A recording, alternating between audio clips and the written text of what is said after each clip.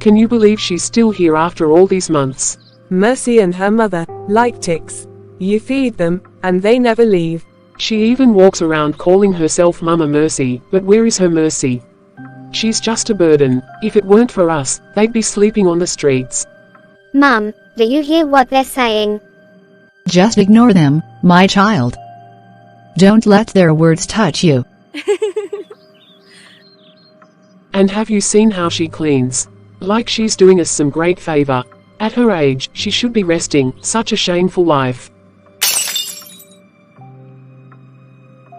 What was that? Look at this. Do you even know how much that plate cost? Or do you think things here are free, like your stay? I'm so sorry. It slipped from my hands. Oh, of course. Everything slips from your hands, doesn't it? Even your own life. No wonder you have nothing to your name. You don't have to talk to her like that.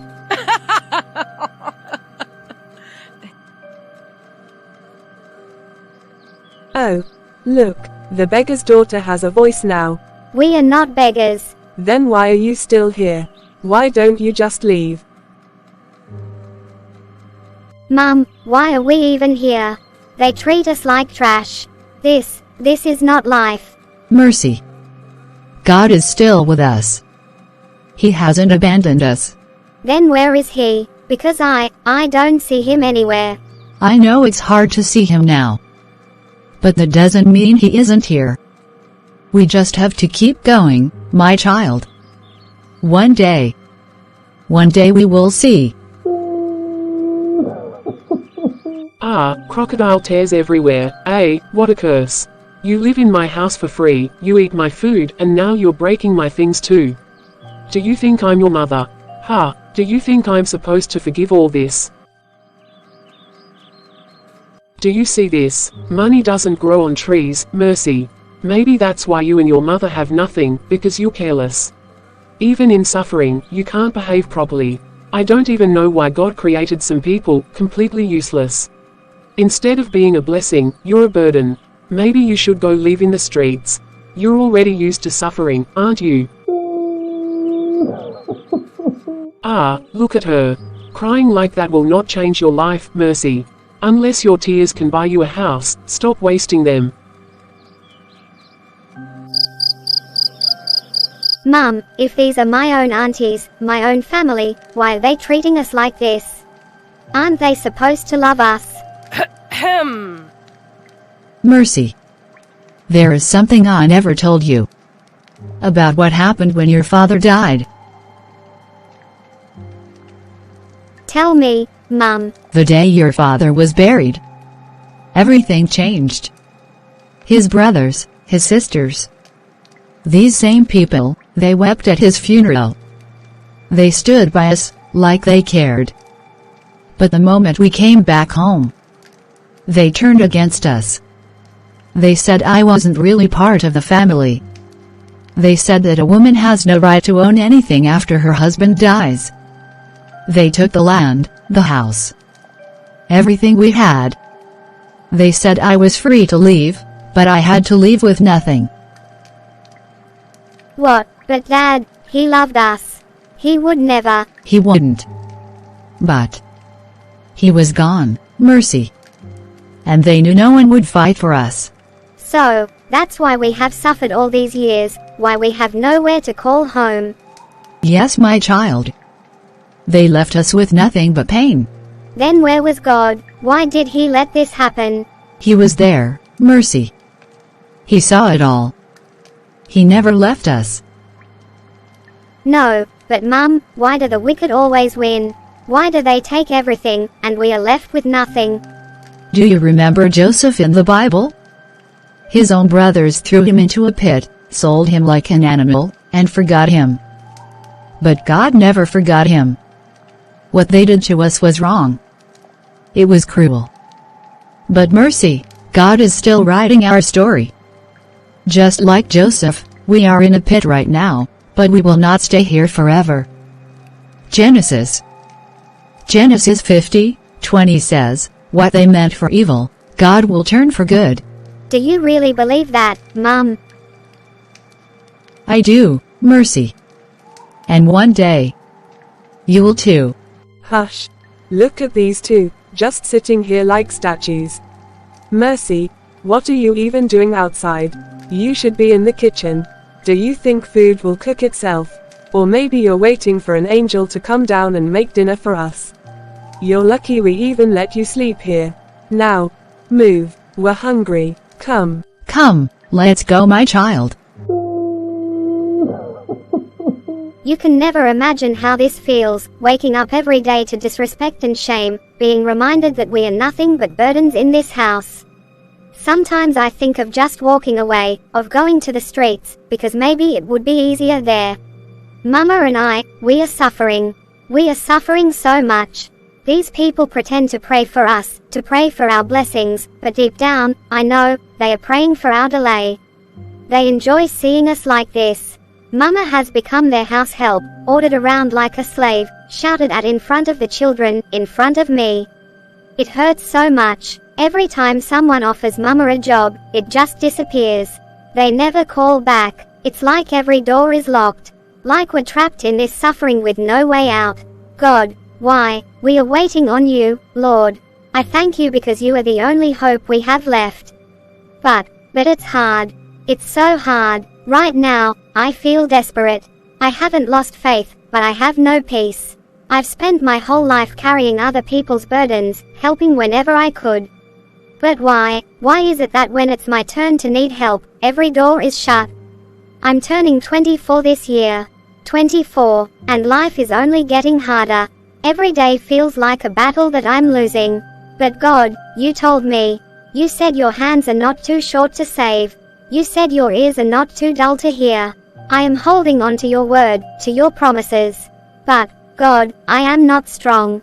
I am not strong. We have never known what it's like to live a normal life, to enjoy a life like other children did. And now, when I should be helping my mother, nothing is working. Nothing. It's like we are trapped in a dark tunnel and there is no light. I can't do this anymore. Tomorrow, I will find a job. Even if it means scrubbing floors, even if it means being a housey help, I don't care. I just want my mother to rest.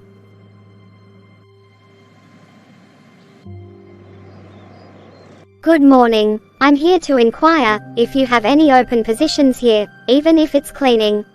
I'm looking for work. We're not hiring anyone right now. You need experience, don't you? Sorry, we have enough staff. Thank you. Hello, good afternoon. I'm here to ask if you need help with anything, cleaning, cooking, or taking care of the children. Sorry, no vacancies. Try somewhere else. I've been knocking since morning, knocking on every door, and nobody even gives me a chance. Not one person. How am I supposed to survive if nobody will even look at me? How is this fair? I've tried everything. I've worked so hard for nothing, and still, no one cares. I don't know what to do anymore. Every step I take, every door I knock, just slammed in my face.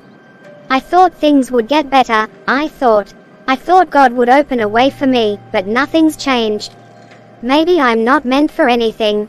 Maybe I'll never find my place in this world, but I can't give up. I can't stop now. Nancy, have you noticed Mercy hasn't been attending our meetings lately? Yeah. Now that you mention it, I haven't seen her in a while. But we haven't really met lately. I've been so busy with everything going on. I ran into her last week. I could tell something was wrong, but I was rushing to work, so I didn't get the chance to ask her what was happening. I regret that now. I hope she's okay. And you? How have you been coping with life? You don't seem like yourself lately. It's been tough, Arrow. I feel like no matter how much I try to do the right thing, there are always people waiting to bring me down. I don't even know who to trust anymore. Some people have been texting others behind my back, tarnishing my name. I feel so alone. Nancy, I know it's hard, but remember what the word says, Psalm 73:26. My flesh and my heart may fail, but God is the strength of my heart and my portion forever. You're not alone. Look at the story of Joseph. His own brothers betrayed him, sold him into slavery, and for years he suffered. But in the end, God raised him up and made him a ruler in Egypt. His suffering prepared him for his blessing. You're right. I never thought of it that way. And think about Hannah. She was mocked and ridiculed for not having children. But she kept praying, and in the end, God gave her Samuel, one of the greatest prophets. Sometimes suffering is the preparation ground for blessings. Thank you, Arrow. I really needed to hear that. Mercy has been on my mind since Arrow mentioned her. I hope she's okay. Maybe I should check on her. Wait, is that Mercy? Sitting over there. Mercy. Oh, Nancy, what are you doing over here? Hi. I was on my way home, but then I saw you sitting here. Mercy, what's wrong? It's nothing, I'm fine. Mercy, please. Don't do that. I can see you've been crying. Talk to me. Nancy, I don't know what to do anymore. Life is so hard. It's not just me, my mum too. We've been struggling so much. I went out today, looking for a job, walking from place to place, since morning. But no one would take me. Since morning? Mercy. That's exhausting. I'm so sorry you were going through this. I'm turning 24 soon, and I have nothing. Nothing to show for my life. Nothing my mum can be proud of. She's been sacrificing so much, and I feel like I'm failing her. She deserves so much better, but I can't even provide for myself, let alone help her. Mercy. Listen to me. You are not a failure. This season you're in, it won't last forever. But, when will things get better? I've been praying, I've been trying, but nothing is changing. Mercy. Do you remember the story of Joseph? He was betrayed by his own brothers, thrown into slavery, even put in prison for years. But through it all, God was preparing him for something greater. When the time was right, he was raised up to be a ruler. But, that was Joseph. What about me? Psalm 73:26 says, "My flesh and my heart may fail, but God is the strength of my heart and my portion forever." God hasn't forgotten you, Mercy. Sometimes, suffering comes before blessings. Look at Hannah. She was mocked, ridiculed. Yet when God answered her prayers, she became the mother of a prophet. You are not forgotten, Mercy. This pain? It's temporary. You really think things can change? I know He will. You just have to hold on. God is still writing your story. Lord, I don't even know where to start. I feel so lost. Today was hard. I walked the whole day looking for a job, but no one wanted me. No experience, no qualifications. It's like I don't belong anywhere. And when I came home, the same pain was waiting for me. My mum being insulted, my family treating us like we are nothing. I know you see everything, God. Nancy said you allow suffering before blessings. But, Lord, how much longer? You blessed Joseph after all his trials. You gave Hannah a child after years of sorrow. You delivered the Israelites after their suffering. So tell me, Lord, will he want to believe? I really do, but I'm tired, Lord. I don't want my mother to suffer anymore. I don't want to keep feeling like a failure. I need you to show me something, anything, to remind me that you're still with us. Psalm 34:17-18. The righteous cry out, and the Lord hears them. He delivers them from all their troubles. The Lord is close to the brokenhearted and saves those who are crushed in spirit. Thank you, Lord. I may not see it yet, but I will trust you. Father God, I bring Mercy before you right now. You know the burdens she carries, the struggles she's facing, and the tears she has shed. Lord, your word says in Psalm 34:18, the Lord is close to the brokenhearted and saves those who are crushed in spirit. I pray that Mercy feels your closeness right now, that she knows you are near in her pain. You also remind us in Matthew 7:7, ask and it will be given to you. Seek and you will find. Knock and the door will be opened to you. I ask, Lord, that you open the doors of opportunity for Mercy. She has knocked, and I believe in your timing, you will answer. And as your word says in Philippians 4:19, and my God will meet all your needs according to the riches of his glory in Christ Jesus, I believe you will provide for Mercy. I believe you have a plan for her, even when it seems unclear. Please, God, let your will be done in her life. Strengthen her where she is weak. Give her peace where there is fear, and hope where there is doubt. And may she never forget that you are with her, even in the moments when she feels alone. In Jesus' name, Amen. Sometimes, life takes us through places we never imagined we would be.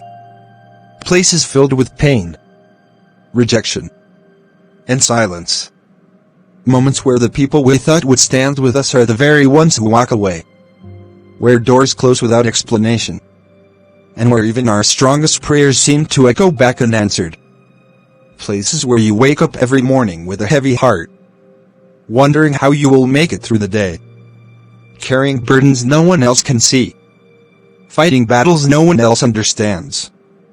There are seasons where you give your best, and it still feels like it's not enough. Where you try, and try again, but everything around you keeps falling apart.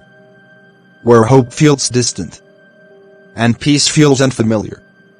And in those moments, it's easy to feel forgotten. It's easy to question your worth, your purpose, even your faith. But even there, in the silence, something is happening. Even when you cannot see it, strength is being formed. Even when you cannot feel it, your heart is being shaped. Even when nothing seems to move, your story is still unfolding. Because the Word of God reminds us in Romans 8:28, and we know that in all things God works for the good of those who love Him. And in Isaiah 41:10, He says, do not fear, for I am with you. I will strengthen you and help you. Even when the road feels long, God is still with you. Even when the night feels endless, morning is still coming. Because some journeys are not meant to break you. They are meant to prepare you. And sometimes, the very place that feels like the end is only the beginning of something greater than you ever imagined. As it is written in Jeremiah 29:11, for I know the plans I have for you. Plans to prosper you and not to harm you. Plans to give you hope in a future. Thank you so much for watching and staying with Mercy's story. If this touched your heart, don't forget to like, share, and subscribe for more powerful stories like this. And tell me in the comments, have you ever felt like Mercy?